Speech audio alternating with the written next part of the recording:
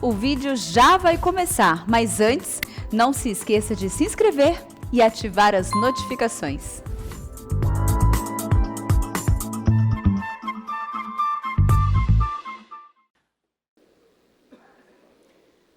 Muito bem, meus irmãos, nós vamos dar início à Escola Bíblica Dominical deste domingo e vamos tratar hoje sobre o Salmo 32. O pastor Erival está expondo o livro de Êxodo e nós estamos expondo o livro de Salmos e hoje nós vamos considerar aqui o Salmo 32. Abra sua Bíblia, por favor, e nós vamos ler esse texto e depois expor esta passagem. Salmo 32. Bem-aventurado aquele cuja iniquidade é perdoada, cujo pecado é coberto. Bem-aventurado o homem a quem o Senhor não atribui iniquidade, e em cujo espírito não há dolo. Enquanto calei os meus pecados, envelheceram os meus ossos, pelos meus constantes gemidos todo o dia, porque a tua mão pesava dia e noite sobre mim, e o meu vigor se tornou em sequidão de estio. Confessei-te o meu pecado, e a minha iniquidade não mais ocultei. Disse: confessarei ao Senhor as minhas transgressões, e tu perdoaste a iniquidade do meu pecado. Sendo assim, todo homem piedoso te fará súplicas em tempo de poder encontrar-te. Com efeito, quando transbordarem muitas águas, não o atingirão. Tu és o meu esconderijo, tu me preservas da tribulação e me cercas de alegres cantos de livramento. Instruir-te-ei e te ensinarei o caminho que deves seguir, e sob as minhas vistas te darão conselho. Não sejais como o cavalo ou a mula sem entendimento, os quais com freios e cabrestos são dominados, de outra sorte não te obedecem. Muito sofrimento terá de curtir o ímpio, mas o que confia no Senhor, a misericórdia o assistirá. Alegrai-vos no Senhor, regozijai-vos, ó justos, exultai vós todos os que sois retos de coração. Amém. Eu quero tratar do seguinte tema na exposição desse salmo: a paz depois do perdão. A paz depois do perdão. Bom, é muito importante entender que esse salmo tem como pano de fundo, como background, o problema que Davi enfrentou num tempo de guerra, quando ele se levanta do leito, passeia pelo terraço e vê uma mulher tomando banho. Diz a Bíblia que a mulher era extremamente bonita. E o olhar, seguido de desejo libidinoso, faz Davi dar um passo rumo à queda, mandando mensageiros verificar, investigar que mulher era essa. E o retorno foi que essa mulher era Batseba, esposa de um dos seus guerreiros valentes, que estava na batalha, Urias, o Heteu. Davi dá mais um passo e manda chamar essa mulher. A Bíblia não relata como ele conseguiu seduzir essa mulher e levá-la para a cama. Quanto tempo levou isso? Que argumentos ele usou? Como ela aqueceu aos seus galanteios? O certo é que Davi se deitou com essa mulher, coabitou com ela. Diz o texto que em seguida esta mulher, passado o tempo, manda um recado para Davi: estou grávida. E agora ele está com uma grande batata quente na mão, porque o marido dessa mulher não tem casa. está na guerra.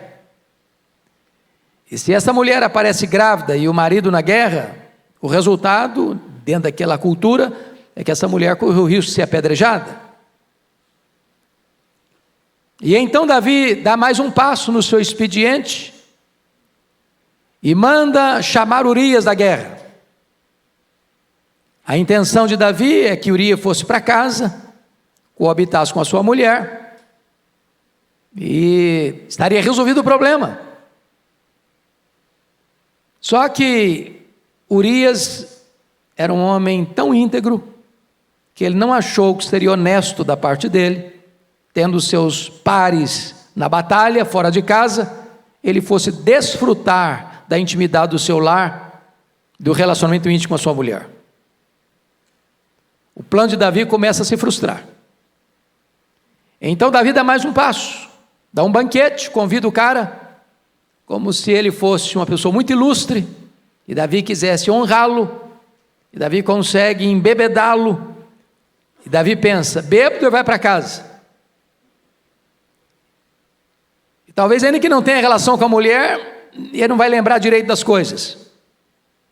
Mas Urias, mesmo bêbado, não vai para casa. E agora o rei está numa situação adversa. Ele toma mais um passo, rumo à ruína.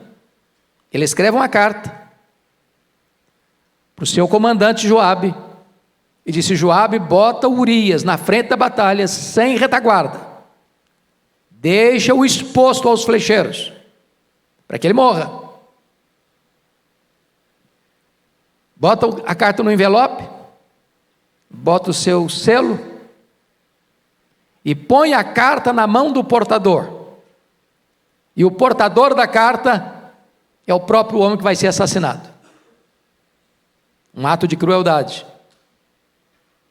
E Urias não sabe, mas leva uma carta para o comandante, e o conteúdo da carta era a sua própria morte. E Joabe obedece o rei e põe Urias na frente da batalha sem qualquer proteção.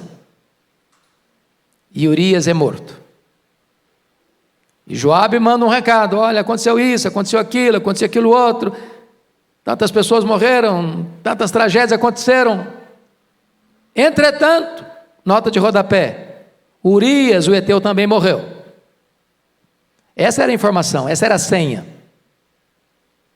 Em guerra morre, né? Não é surpresa para ninguém morrer uma pessoa na guerra. Então Davi dá mais um passo. Ele se casa com a viúva.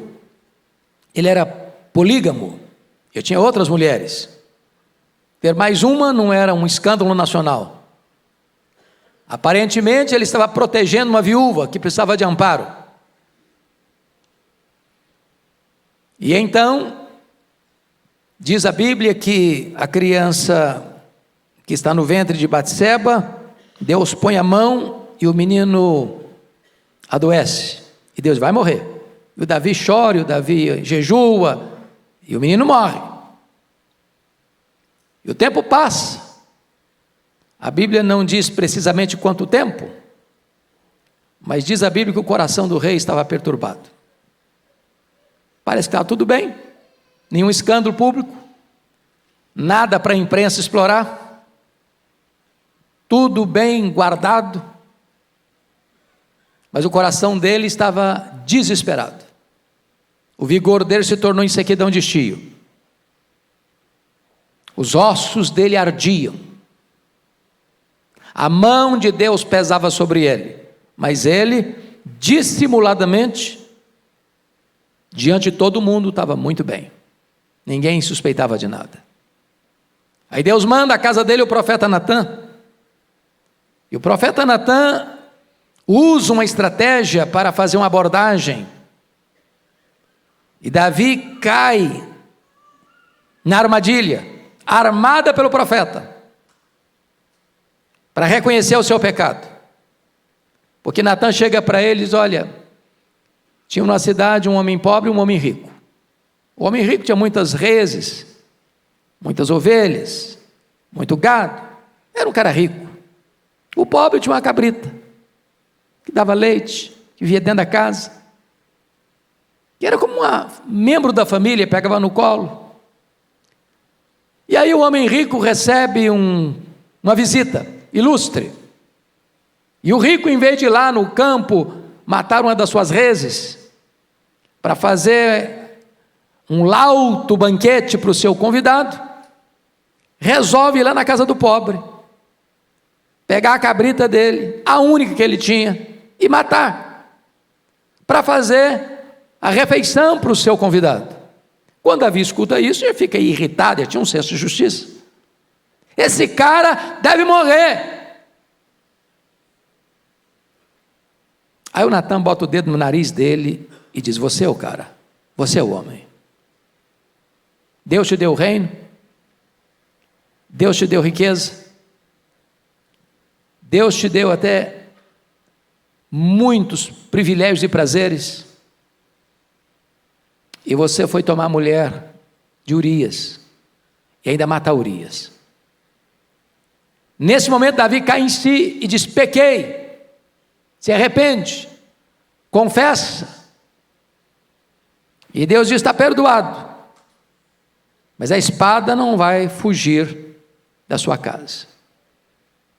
E esse texto é o relato e o registro dessa confissão, desse arrependimento, desse perdão e da restauração divina a Davi. É claro, meus amados irmãos, que Davi comete aqui 3 pecados, e o primeiro dele é adultério, o segundo dele é assassinato, e o terceiro pecado é dissimulação. Então nós vamos olhar agora esse texto que, do meio das tempestades da alma, se levanta como o óleo fresco da graça, da misericórdia e do perdão de Deus. Então, primeiro ponto que eu destaco aqui: a paz depois do perdão é a felicidade do perdão. Olha comigo o verso 1: bem-aventurado aquele cuja iniquidade é perdoada, cujo pecado é coberto. Veja você que começa com esta palavra bem-aventurado, e essa palavra é riquíssima, é poderosíssima. Esta palavra é muito feliz. É como Jesus abre as bem-aventuranças: bem-aventurados os humildes de espírito, bem-aventurados os que choram. Ou seja, o perdão de Deus é a maior fonte de alegria que uma pessoa pode ter na vida. Meus irmãos, o pecado é terrível, é maligníssimo, é pior do que a pobreza, é pior do que a doença, é pior do que a perseguição, é pior do que a solidão, é pior do que a morte. Porque esses males podem nos atingir e jamais nos afastarem de Deus. Mas o pecado é maligníssimo porque ele nos priva do maior bem, a comunhão com Deus. Porque Deus é a fonte da plena e maior alegria. É na presença de Deus que tem plenitude de alegria. É impossível coexistir comunhão com Deus e pecado. É impossível coexistir paz e pecado. Por isso ele diz que feliz é aquele cuja transgressão é perdoada. A palavra transgressão no hebraico, a palavra pechá, significa rebelião, alta traição contra o soberano. É passar dos limites, é rebelar-se contra Deus. E o que o texto quer nos informar é que bem-aventurado é aquele cuja iniquidade, toda essa sujeira é perdoada. Você e eu estamos aqui, e nós estamos aqui porque a nossa sujeira foi perdoada.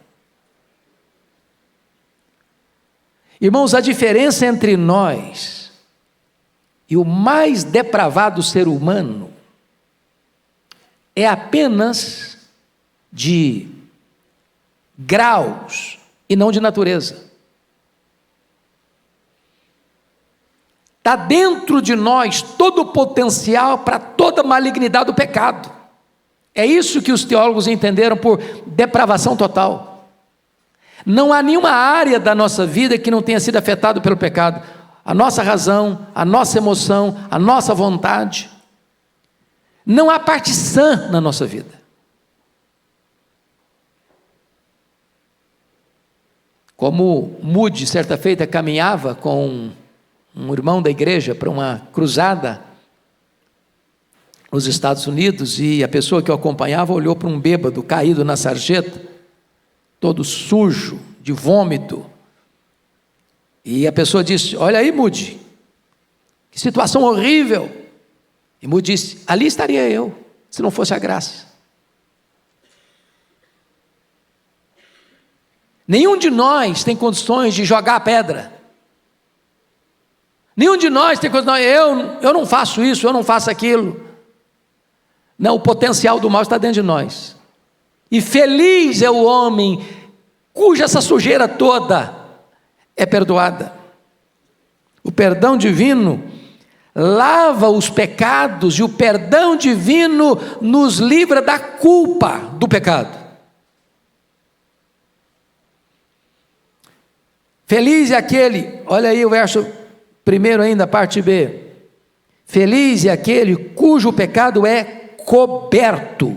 Coberto, a palavra chatá, pecado no hebraico, significa, mesmo que no grego, hamartia, sair do caminho, errar o alvo, viver fora dos padrões. Você se lembra que no dia que o sacerdote entrava no Santo dos Santos com sangue, e derramava o sangue sobre a arca da aliança, a ideia ali é de que o pecado estava sendo coberto com sangue.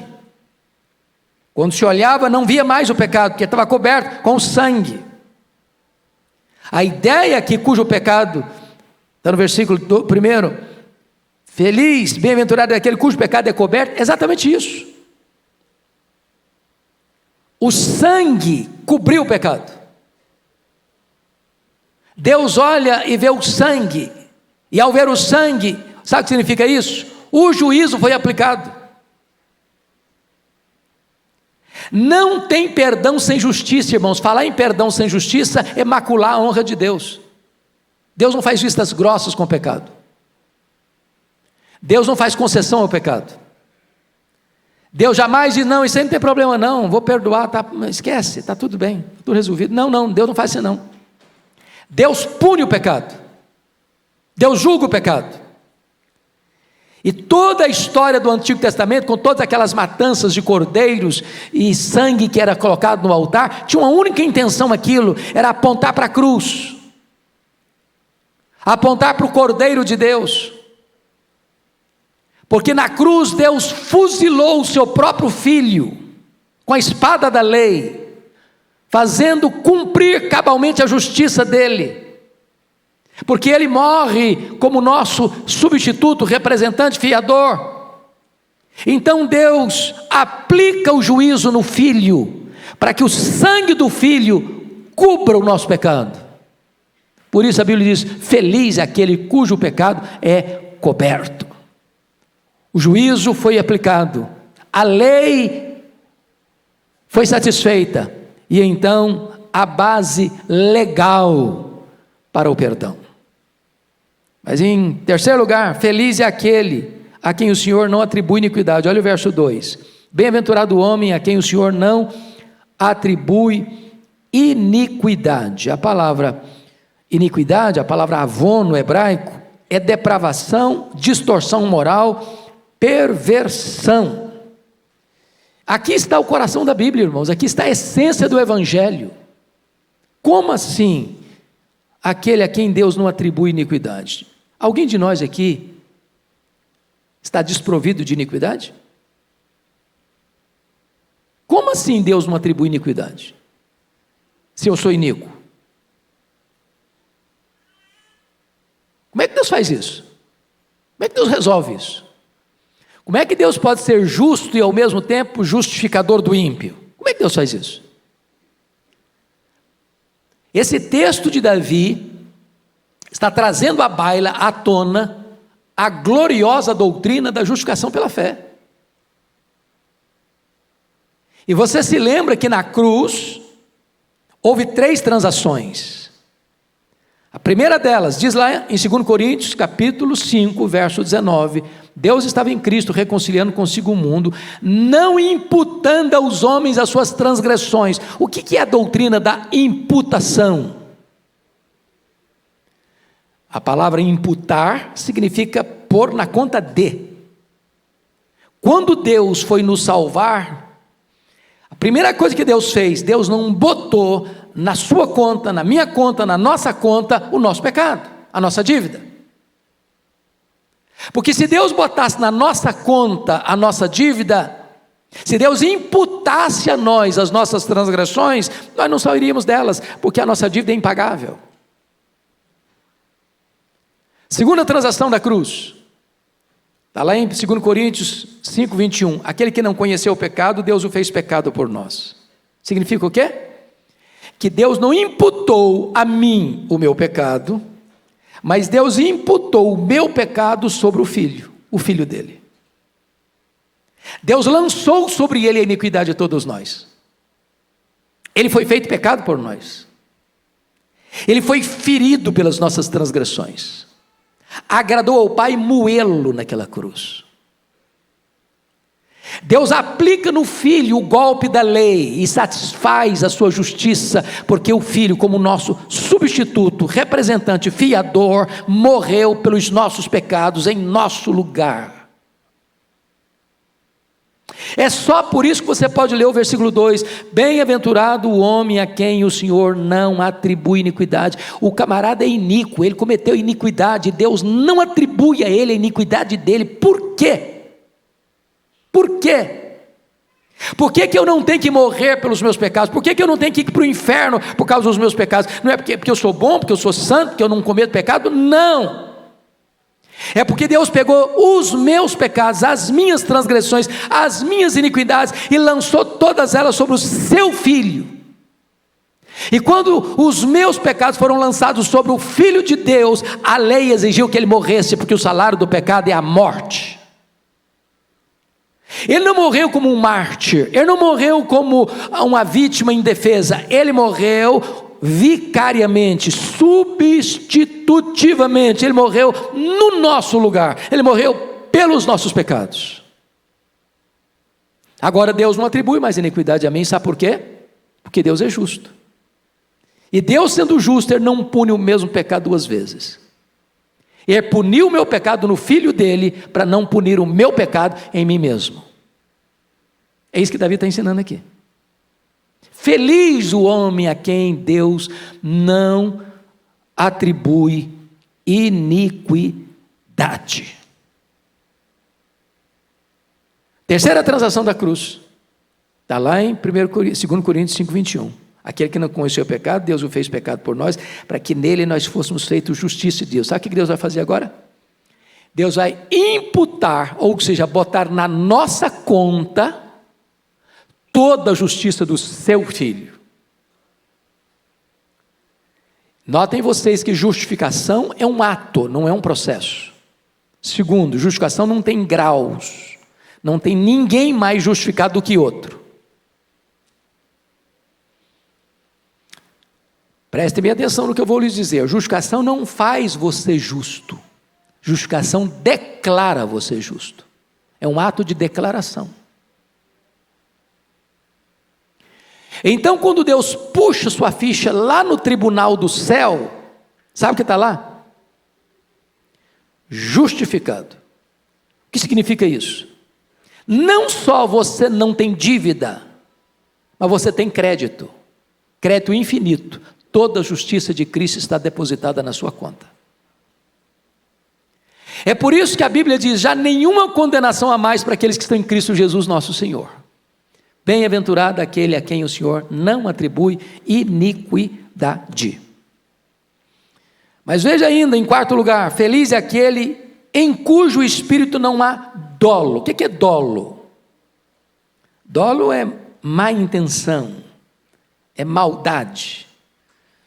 É aquilo que Davi fez, ele cometeu o pecado, tentou se livrar das consequências do pecado, chamando o marido, mandando matar o marido, casando com a viúva, para fazer que estava tudo certo.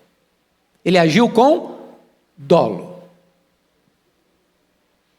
E você sabe que diante da lei nossa humana, você tem crimes que são crimes culposos e crimes dolosos. E quando a lei vai julgar, o peso é diferente. Você pode matar uma pessoa sem a intenção de matá-la. Por exemplo, você está dirigindo seu carro e você está a 80 por hora numa avenida ou numa estrada que é permitido andar por 80 por hora. Se você está na Bandeirantes, na Dutra não, mas na Bandeirantes, 120 por hora. E aí, de repente, inesperadamente, uma pessoa entra na rua, entra na avenida, entra na estrada. Não tem como frear. Bateu, morreu. A pessoa morreu. Você cometeu um crime. Mas foi o quê? Culposo ou doloso? Culposo. Você não tinha intenção de matar. Agora, diferente, o que é doloso? Estou com raiva do fulano. E eu vou lá na loja, compro um revólver, uma caixa de bala. E intencionalmente, eu vou onde ele está. E descarrego 5 balas no peito dele. Ele morre. Esse crime é o quê? Culposo ou doloso? Doloso. O homem perdoado, o homem transformado, ele não nutre malignidade no sentido de desejar o mal, de armar esquemas para prejudicar. É por isso que o texto vai mostrar para nós essa gloriosa verdade, em cujo espírito não adole. Esse é um cara feliz. Ele não fica maquinando mal. Ele não fica lá deitado pensando, o que é que eu posso fazer para prejudicar o fulano? O que é que eu posso fazer para tomar o que é do fulano? O que é que eu posso fazer para acabar com a reputação do fulano? Não, ele não age mais dessa maneira. Então vamos para um outro ponto agora do texto, que é a infelicidade da impenitência, versos 3 e 4. Olha comigo. Enquanto calei os meus pecados, envelheceram os meus ossos pelos meus constantes gemidos. Vejam você que seus ossos ficaram envelhecidos pelos gemidos. Quando calei os meus pecados, envelheceram os meus ossos pelos meus constantes gemidos. O que Davi está falando aqui? Ele está contando a experiência dele, que viveu. O pecado guardado no coração, ele tem um poder de autodestruição incomparável. O pecado adoece, o pecado enfraquece, o pecado debilita a saúde. Nada arruína mais um cidadão, do ponto de vista físico, emocional, do que o chicote da culpa, do que o tormento emocional. Ele não dorme direito, ele não come direito, ele não tem alegria, ele não tem paz, ele não tem sossego. Ele vive nas correntes grossas da escravidão. Ele vive no pelourinho, sendo chicoteado todo dia, de dia e de noite. E isso vai reverberando, né, na vida física. Eu li um relatório, eu não sei se os médicos que estão aqui podem me dizer se essa estatística ainda é real, e eu preguei em vários congressos de médicos e de enfermeiros, Brasil afora, e essa informação era falada assim com muita clareza, que cerca de 50% das pessoas que passam pelos hospitais, os problemas são chamados causas psicossomáticas. Ou seja, os problemas da vida, a culpa, o pecado, as mazelas da vida, vão misturando aí com suas emoções, isso vai sendo somatizado, isso vai debilitando a sua saúde, vai mexendo com você. E vou lhe dizer mais, não tem divã de psicanalista que resolve culpa.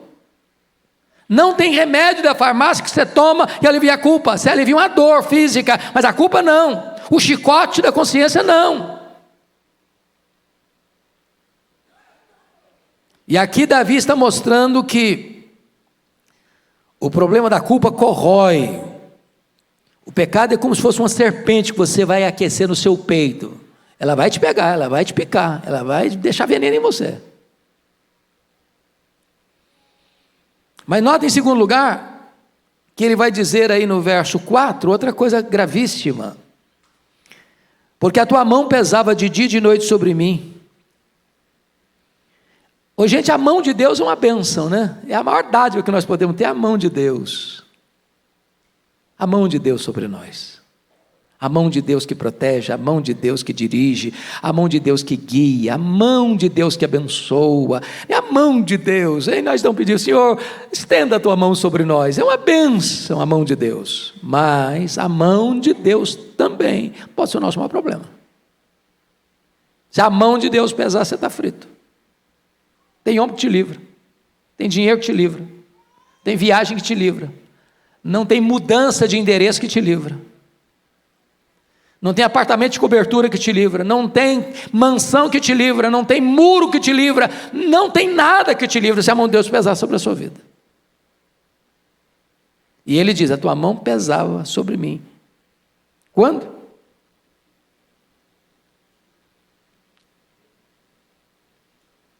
A tua mão pesava dia e noite. Sabe o que é dia e noite? Sem pausa, sem trégua, sem descanso. Mas ele vai dar uma terceira informação sobre o perigo da infelicidade da impenitência. Olha aí, versículo 4, parte B. E o meu vigor se tornou em sequidão de estio. O pecado abate o espírito, entristece o coração e enfraquece o corpo, ou seja, sofrimento e enfraquecimento caminham de mãos dadas. O cara murchou, secou, desidratou. Foi a experiência de Davi. E agora ele vai partir para o terceiro ponto, que é a necessidade e a importância da confissão. Está aí no versículo 5, confira comigo. Confessei-te o meu pecado e a minha iniquidade não mais ocultei. Diz, confessarei ao Senhor as minhas transgressões e tu perdoaste a iniquidade do meu pecado. Vamos entender isso aqui. Davi está expondo o salmo, mas você se lembra que não foi tão espontânea assim a confissão, não. Como é que foi a confissão de Davi? Ela foi provocada por um profeta muito inteligente. Se o profeta chegasse lá, Davi, você está em pecado, viu, cara? Que negócio é esse, profeta? Não, o profeta chegou de mansinho, contou uma história. E o Davi caiu igual o patinho da história dele. Tem hora, irmãos, que a nossa memória precisa ser trabalhada, porque às vezes a gente vai criando certas resistências, certas cercas de proteção para a nossa consciência, para não reconhecer o erro, ou para justificar o erro.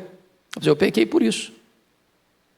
Algumas pessoas dizem, não, mas o Davi, coitado, foi uma vítima. Como é que uma mulher vai tomar banho de janela aberta? Davi era vítima. A Bíblia não trata dessa matéria por esse viés.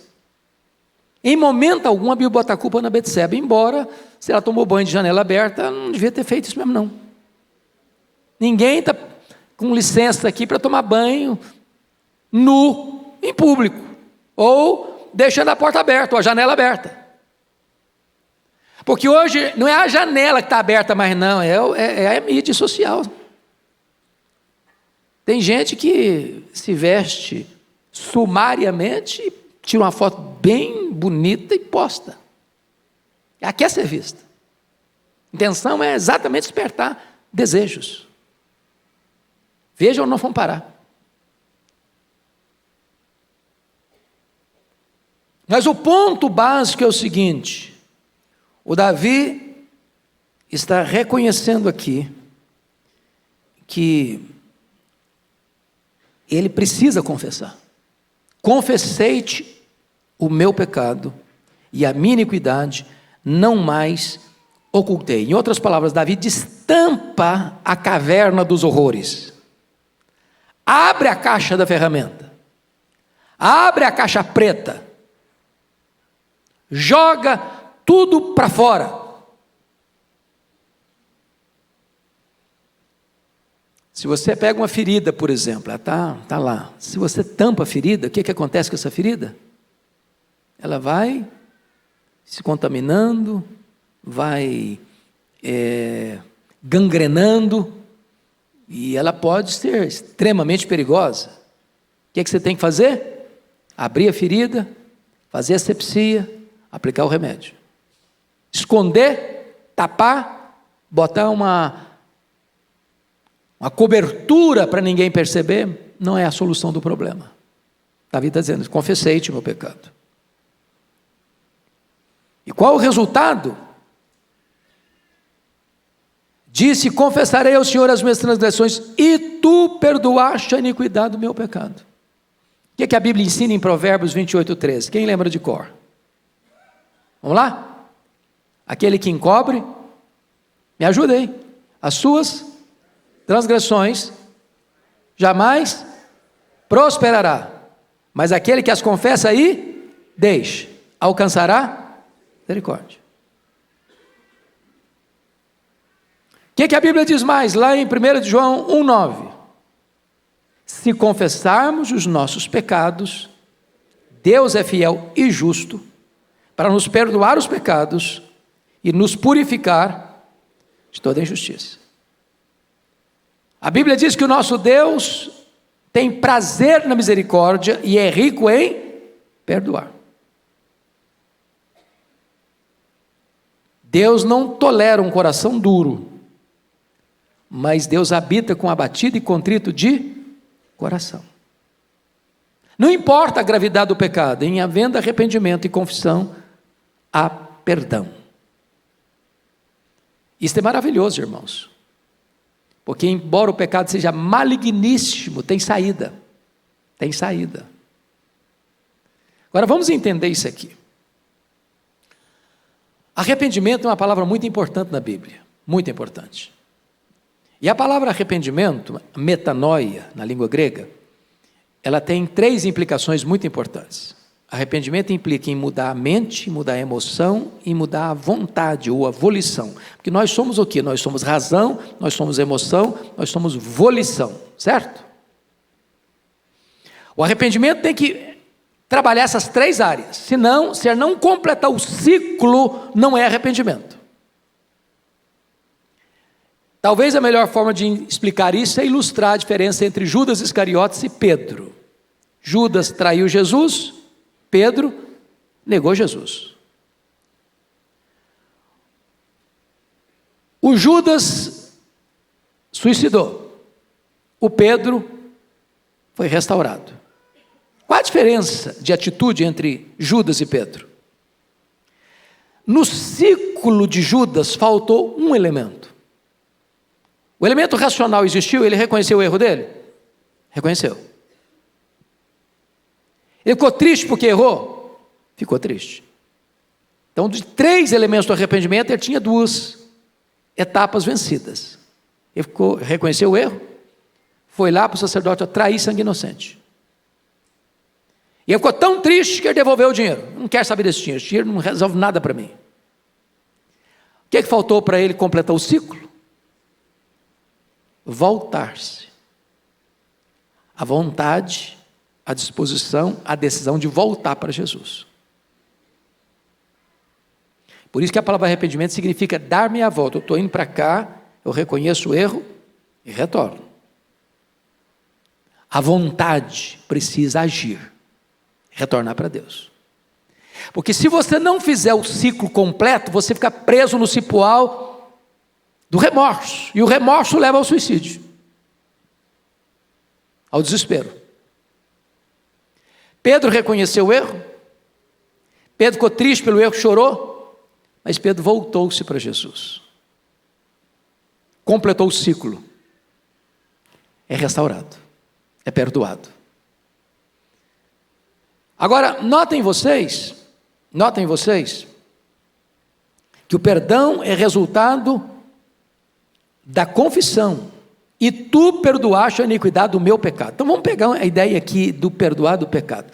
Você lembra lá do sacerdote, que quando ele ia fazer esse momento lá da expiação, um bode era sacrificado, e o sangue dele era derramado no altar. O outro bode, que era o bode emissário, o sacerdote impunha a mão sobre o bode e, de certa forma, como que confessava o pecado do povo e soltava esse bode para o deserto. Para ilustrar o fato de que quando você se arrepende e confessa, o seu pecado é removido de você, é afastado de você, é mandado embora de você. Não tem mais iniquidade. É por isso que está escrito no versículo 5: e tu confessarei ao Senhor as minhas transgressões, e tu perdoaste a iniquidade do meu pecado, a sujeira do meu pecado, tu perdoaste. Por quê? Porque um outro alguém, um substituto seu, levou o seu pecado embora. E Jesus levou o seu pecado embora. Ele carregou o seu pecado sobre o seu corpo no madeiro. E lá na cruz, ele pegou escrito de dívida que era contra você, o seu pecado, rasgou esse escrito de dívida, encravou na cruz e deu um brado: está pago, está consumado. Você que crê em mim não deve mais nada, você está perdoado, está justificado. Isso é a essência do cristianismo, irmão, isso é a essência do evangelho. Se você não entender o que aconteceu na cruz, você vai viver uma vida cristã sofrida, machucada, ferida, porque você vai: meu Deus, eu errei, agora estou perdido, e vivo triste, e não entende o que foi a cruz, se apropriando do perdão. Mas vamos ao terceiro ponto, aliás, ao quarto ponto, que é o impacto da obediência. Olha o versículo 6 e 7 aí comigo. Sendo assim, todo homem piedoso te fará súplicas, em tempo de poder encontrar-te. Com efeito, quando transbordarem as muitas águas, não atingirão. Tu és o meu esconderijo, tu me preservas da tribulação e me cercas de alegres cantos de livramento. Vamos destacar aqui 4 verdades. Primeira, um cristão arrependido é um exemplo para outros cristãos. Quando um crente, irmãos, tem um fracasso e cai, ou um crente comete um pecado, ao se arrepender, ao confessar, ao ser perdoado, ao ter sua vida mudada, aquele que caiu também vai olhar para você: puxa vida, o fulano caiu, o fulano cometeu um erro, o fulano foi perdoado, o fulano foi restaurado. Bom, eu também posso ser restaurado, eu também posso me arrepender, eu também posso confessar, e é o que eu vou fazer. É isso que ele está ensinando aqui. Sendo assim, todo homem piedoso te fará súplicas. O homem piedoso não é aquele homem que nunca erra, não. O homem piedoso é aquele que, porque todos pecam e todos erram, é aquele que reconhece o seu erro, é aquele que se arrepende do seu erro, é aquele que confessa o seu erro, é aquele que abandona o seu erro. Então a pessoa vai olhar e dizer: vale a pena confessar, vale a pena falar com Deus, vale a pena acertar a vida com Deus, vale a pena. E então todo homem piedoso te fará súplicas, em tempo de poder encontrar-te. Segunda coisa, um crente perdoado é poupado das tempestades da vida. Versículo 6, a parte B: com efeito, quando transbordarem as muitas águas, não atingirão. Ô gente, tem tribulação e tribulação. A tribulação da vida, o crente aguenta, de cabeça erguida. A tribulação que o crente não aguenta é a tribulação produzida especificamente por causa do pecado. Enquanto o cara não se vê livre disso, ele está na unha do inimigo.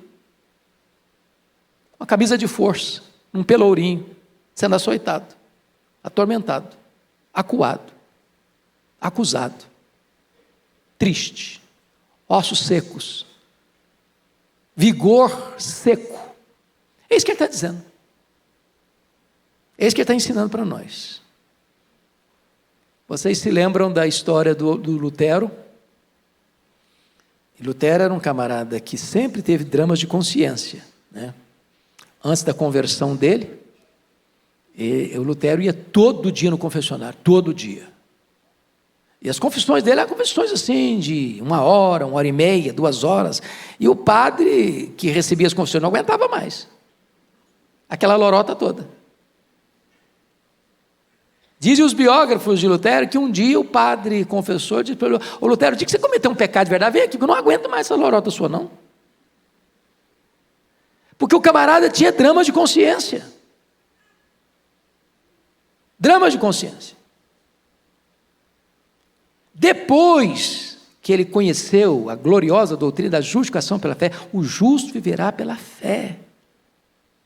Ele vai a Roma e sobe as escadarias do templo de joelhos, tentando aliviar a consciência, desesperado. E um dia depois da sua conversão, ele teve um sonho, aliás, um pesadelo. E o diabo apareceu para ele.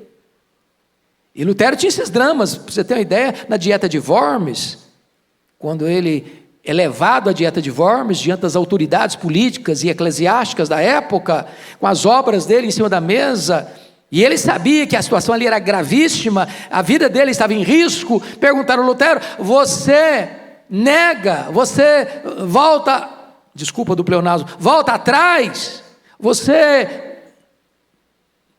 afirma que você não crê mais nas que você escreveu? A coisa era tão dramática que ele diz: dá para eu pensar um pouco essa noite?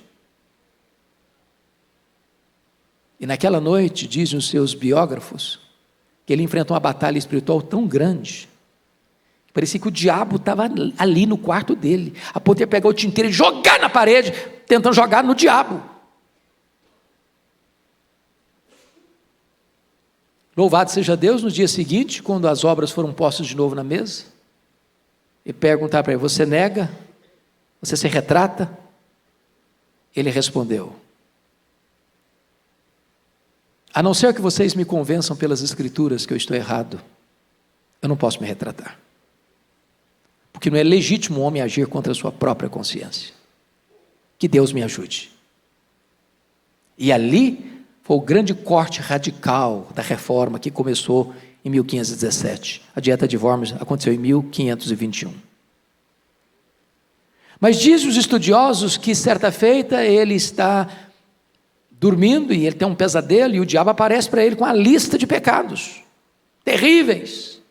Você fez isso, você fez isso, você fez aquilo, você fez aquilo outro, aquilo outro, aquilo outro. E no pesadelo mesmo, no sonho, Lutero disse: é verdade, eu fiz tudo isso aí. Só tem um detalhe que não está aí. É que o sangue de Jesus, o Filho de Deus, me purifica de todo o pecado. Oh, amados, isso traz alívio e cura para a consciência. Tira o fardo pesado da culpa. Traz cura para os ossos. Traz vigor espiritual. É a graça do perdão de Deus.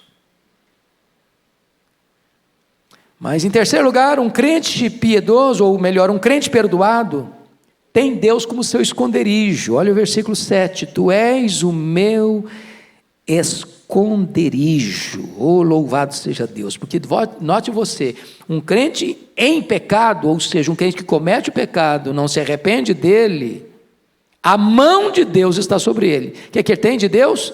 Medo. É igual o Adão e Eva lá no Éden, fogem de Deus, correm de Deus, têm medo de Deus. Mas quando você é perdoado, Deus é o que para você? Refúgio. Você corre para Ele, não dele. Ele é seu abrigo, Ele é a sua cidade refúgio.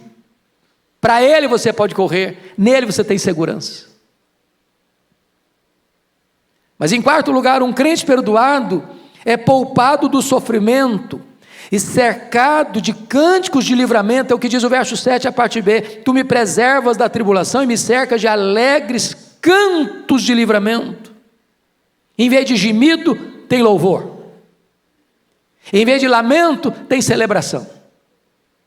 Fruto do perdão de Deus. Mas me permita encerrar com mais alguns pontos, 3 pontos aqui que eu quero destacar. Primeiro, a instrução da graça, verso 8 e 9. Olha aí comigo. Veja você que agora não é Davi que vai falar não. A partir do verso 8 aqui, quem está falando não é mais Davi. Quem está falando é o próprio Deus. E está escrito assim: instruir-te-ei e te ensinarei o caminho que deves seguir. E sob as minhas vistas te darei conselho. Um crente perdoado é um crente ensinável. É um crente de ouvidos abertos, de coração sensível. que se coloca debaixo da autoridade da Bíblia. O Moody, Dwight Lyman Moody, ele tinha na capa da Bíblia uma frase, e a frase era esta: este livro afastará você do pecado, ou o pecado afastará você deste livro. Você não vai encontrar um crente rebelde, vivendo em pecado, tendo prazer na Bíblia. Impossível. Por isso, quando uma pessoa erra e não se arrepende, ela começa a se afastar. Deixa de ler a Bíblia, deixa de orar, não quer mais vir para a igreja. Parece que o mundo está contra ele. E está mesmo. Está mesmo. E aí o texto está nos mostrando que agora perdoado, arrependido, perdoado, restaurado, Deus instrui, e a pessoa quer a instrução. Irmãos, a Bíblia é um livro maravilhoso. É impossível um crente viver sem Bíblia. Você pode ter igreja sem templo. Você pode ter igreja sem música.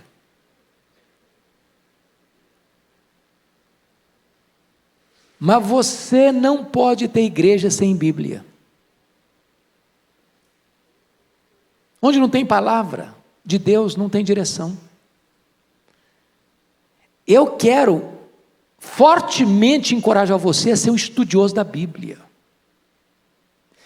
E quando eu digo isso, eu não estou dizendo que você só vai pegar a sua Bíblia no domingo para ir para a igreja. E às vezes algumas pessoas nem têm mais Bíblia, sabia? Eu gosto das mídias sociais, eu gosto mesmo, uso todas. Eu ando com esse bichinho aqui todo dia. Mas não abro mão da Bíblia de papel. Sabe por quê? Nisso aqui você vai ter muita dificuldade de decorar. Nisso aqui você vai ter muita dificuldade de fazer uma anotação ao lado do versículo que falou com você. Estava na minha devocional, li esse versículo, coisas novas vieram à tona, e eu vou lá e escrevo um pontozinho ali que me remete àquilo que Deus falou comigo. Já me pediram N vezes para eu mudar de versão. Minha Bíblia e a igreja aqui adota a versão ARA, né? Revista atualizada. Por que eu não mudo de versão? Agora saiu a versão atualizada, né? Ótimo, para quem está começando. Eu estou com 63 anos, tenho 40 anos de ministério. Pouquinho que eu sei de Bíblia, que eu decorei, que eu memorizei, é na versão ARA. Vou mudar para quê? Eu vou ter que memorizar tudo, eu não vou conseguir. Não vou conseguir. Eu vou manter aqui mesmo.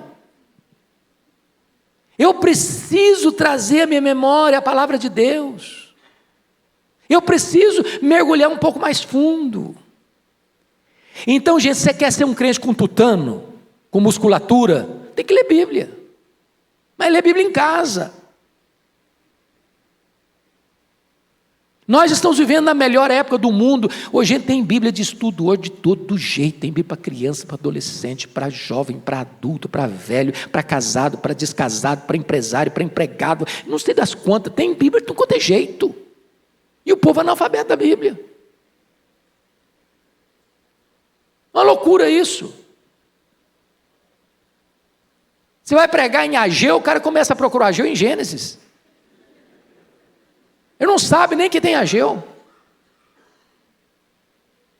Então, para Deus nos instruir, irmãos, Ele não vai chegar no seu quarto, fulano, eu vou te instruir hoje.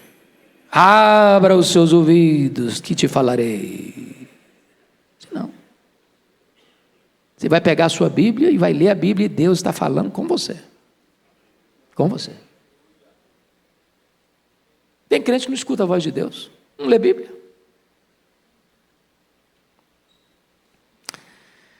Mas tem um alerta necessário. Porque se você não lê, o versículo 9 é que vai se aplicar aí, viu? Vamos ler o 9 em voz alta aí? Porque aí o problema é nosso agora, hein?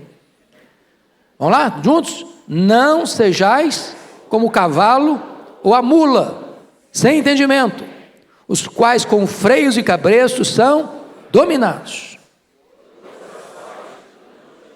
É isso aí. É desse jeito aí. O que o texto está dizendo? Se você não lê Bíblia, se você não for instruído, você embrutece. E aí o que acontece? O cavalo é chucro.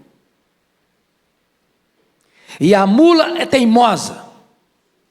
Cabeça dura. Só vai obedecer com freio. Não adianta você chegar na orelha do cavalo e falar, paciência, vamos melhorar, cara, você está andando devagar demais. Você vai fazer um discurso de 1 hora para o cavalo, no pé do ouvido dele, ele não vai te obedecer. Você põe freio na boca dele, ele não vai te obedecer. A mula é teimosa, você fala uma vez, fala duas, bate, começa mesmo, teimosa. Tem crente que é assim. Se apanhar, aprender. Falar não resolve. Porque não quer instrução. E quem não quer, já escutou aquela frase? Quem não escuta conselho, escuta coitado. Quem não aprende com o preceito, vai ter que aprender com a chibata. Então, amados, vamos ser inteligentes? Para a gente não apanhar desnecessariamente? Estude Bíblia. Você vai discernir o tempo que você está vivendo. Você vai fugir de certas encrencas na vida que você não precisa passar. Enrascadas que você não precisava entrar. De alianças que você não precisa fazer.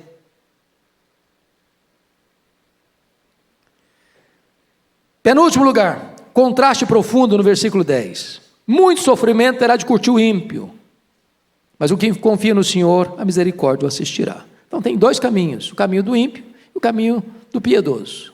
O caminho do piedoso é um caminho de bênção, de misericórdia, assistindo. O caminho do ímpio é um caminho que vai ter que curtir muito sofrimento. Muito sofrimento, pouco não é muito. Então esse negócio de achar que a vida está do lado de fora, a vida está pulsando é lá fora, do outro lado do muro, que lá sim a pessoa vive, lá sim a pessoa é feliz, lá sim a pessoa celebra, lá ela está curtindo a vida, balela. Lugar de curtir a vida é do lado de cá do muro, é na casa do Pai, é na casa do Pai que tem pão com fartura, é na casa do Pai que você é amado, é na casa do Pai que você é abraçado, é na casa do Pai que você é beijado, é na casa do Pai que tem festa para você. Lá fora tem miséria, tem traição, tem opróbrio, tem vergonha, tem chiqueiro, tem lama. Mas finalmente, último lugar, há uma ordem expressa de Deus para você e para mim no versículo 11. Fique em pé e vamos ler o versículo 11 para encerrar. Vamos ler juntos? Alegrai-vos no Senhor e regozijai-vos, ó justos, exultai, vós todos que sois retos de coração. O povo de Deus tem que ser um povo alegre, vibrante, entusiasmado, porque é o povo perdoado por Deus. Portanto, a paz depois do perdão. Deus amado, nossa gratidão por esta manhã, nossa gratidão por esta igreja, nossa gratidão por estas portas abertas para acolher a todos nós, nossa gratidão pela Tua palavra, nossa gratidão pela Tua instrução, nossa gratidão pelo Teu povo que aqui está hoje, perdoado, lavado no sangue do Cordeiro, Te adorando e celebrando o Teu nome. Que a nossa vida seja para o louvor da Tua glória, em nome de Jesus. Amém. Deus abençoe, amados. Até daqui a pouco no culto das 11.